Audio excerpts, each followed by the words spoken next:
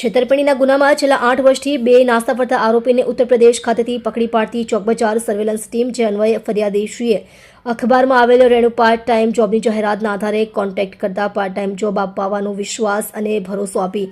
અલગ અલગ નામથી અલગ મોબાઈલ નંબર ઉપરથી ફરિયાદીશ્રીનો કોન્ટેક્ટ કરી અલગ અલગ બેંક એકાઉન્ટ નંબર આપી તારીખ 24/8/2016 થી તારીખ 26/9/2016 દરમિયાન ફરિયાદીશ્રી પાસેથી પાર્ટ ટાઈમ જોબ અપાવવાના બહાને ટુકડે કુલ્લે રૂપિયા 1,97,000ની રકમ અલગ અલગ બેંક એકાઉન્ટમાં મેળવી જોબ આપેલ નહીં કે રિફંડ પણ નહીં આપી વિશ્વાસઘાત અને છેતરપિંડી કરવા બાબતે ફરિયાદીશ્રીએ તારીખ 8/3/2017ના રોજ આરોપીઓ ધરમપાલ, સંદીપ, રાહુલ, અમિત, રોહિત જે તમામના પૂરા નામ સરનામાની ખબર નથી નાઓ વિરુદ્ધમાં ફરિયાદ આપેલ હતી જે ગુનાની તપાસ દરમિયાન આરોપીઓ ધરમપાલ માવાશી નિષાદ, રામવીર માતાદીન નિષાદ બને રહે ગામ ચંદીપુરા પોસ્ટ મેહિવા ખીરાગઢ આગ્રા નાઓની સંડોવણી હોવાનું જણાયેલ હોય જે બંને આરોપીઓની ધરપકડ ટાળવા ના સફળતા હોય